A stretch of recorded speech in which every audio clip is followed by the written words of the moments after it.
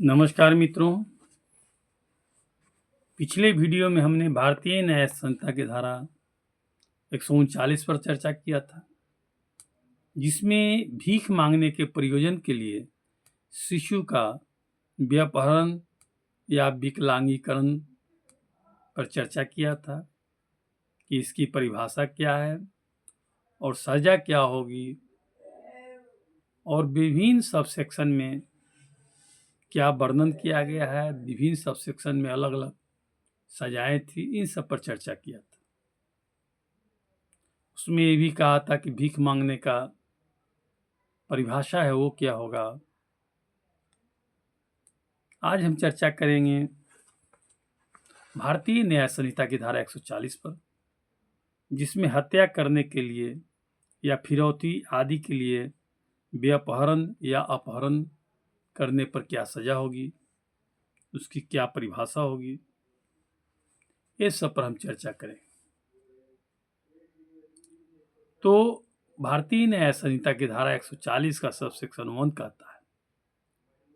जो कोई इसलिए किसी व्यक्ति का व्यपहरण या अपहरण करता है कि ऐसे व्यक्ति की हत्या की जाए या उसको ऐसे बेनीत किया जाए कि वो अपनी हत्या होने के खतरे में पड़ जाए, तो यदि ऐसा कोई अपराध करता है तो उसकी जो सजा होगी वो आजीवन कारावास से होगा या कठिन कारावास से जिसकी अवधि 10 वर्ष तक हो सकेगी, दंडित किया जाएगा या जुर्माने से भी दंडित किया जाएगा या दोनों से दंडित किया जाएगा। उदाहरण के रूप में, यदि क नाम का व्यक्ति है, इस आशय से या यह संभव जानते हुए किसी देव मूर्ति पर यह की बलि चढ़ाई जाए, भारत में से यह का व्यपहरण करता है, तो माना जाएगा कि इसने इस सेक्शन के तरफ अपराध किया है। यानी कोई व्यक्ति भारत में से यानी इंडिया से उसको अपहरण करके कहीं ले जाता है और कहीं देवी देवता के मूर्ति पर बलि चढ़ाने के उद्देश्य से या उसको इस आशय से कि उसकी हत्या होना खतरे में पड़ जाए, तो इस सेक्शन के तहत वो दोषी होगा। उसके बाद दूसरा एक दृष्टांत दिया हुआ है कि उसके घर से क इसलिए बलपूर्वक या बहका कर ले जाता है कि हत्या हो जाए ख की। माने यदि कोई व्यक्ति किसी को बहका कर ले जाता है, बलपूर्वक या बहका कर ले जाता है तो उसकी हत्या हो जाए, तो इस सेक्शन के तहत वो अपराधी होगा। मित्रों, इसका करस्पॉन्डिंग प्रोविजन जो है वो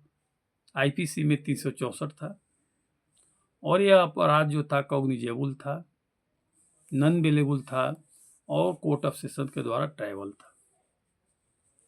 उसके बाद सब सेक्शन 2 कहता है कि जो कोई इसलिए किसी व्यक्ति का व्यपहरण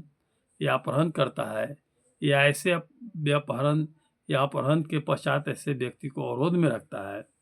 और ऐसे व्यक्ति की मृत्यु या उसकी उपहति कारित करने की धमकी देता है या अपने आचरण से ऐसी युक्तियुक्त आशंका पैदा करता है कि ऐसे व्यक्ति की हत्या या उपहति कारित की जा सकती है या ऐसे व्यक्ति को उपहति या उसकी मृत्यु कारित करता है जिसकी सरकार या किसी विदेशी राज्य या अंतर्राष्ट्रीय अंतरशासनात्मक संगठन या किसी अन्य व्यक्ति को किसी कार्य को करने या करने से विरत करने के लिए या फिरौती देने के लिए विवश किया जाए तो ऐसा अपराध करेगा तो वो आजीवन कारावास से दंडनीय होगा और जुर्माने से भी दंडनीय होगा। और इसका करस्पॉन्डिंग जो प्रोविजन था वो आपको आईपीसी की धारा 364A में वर्णित था और यह जो अपराध है वो कॉग्निजेबल है, नॉन बेलेबल है और कोर्ट ऑफ सेशन के द्वारा ट्रायबल है। उसके बाद सब सेक्शन 3 कहता है कि जो कोई इस आशय से किसी व्यक्ति का व्यपहरण या अपहरण करता है कि उसको गुप्त रूप से और सदोष प्रतिरोध किया जाए, तो क्या होगा, उसकी सजा वो 7 वर्ष तक हो सकेगी, दंडित किया जाएगा और जुर्माने से भी दंडित किया जाएगा। और यह जो था पहले आईपीसी की धारा 365 में वर्णित था, इसे अब हम लोग भारतीय न्याय संहिता की धारा 140 के सबसेक्शन 3 में पढ़ रहे हैं। और यह जो अपराध है कॉग्निजेबल है, नॉन बेलेबल है और मजिस्ट्रेट ऑफ फर्स्ट के द्वारा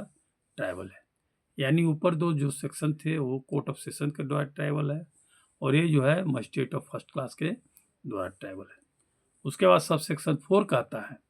कि जो कोई किसी व्यक्ति का व्यपहरण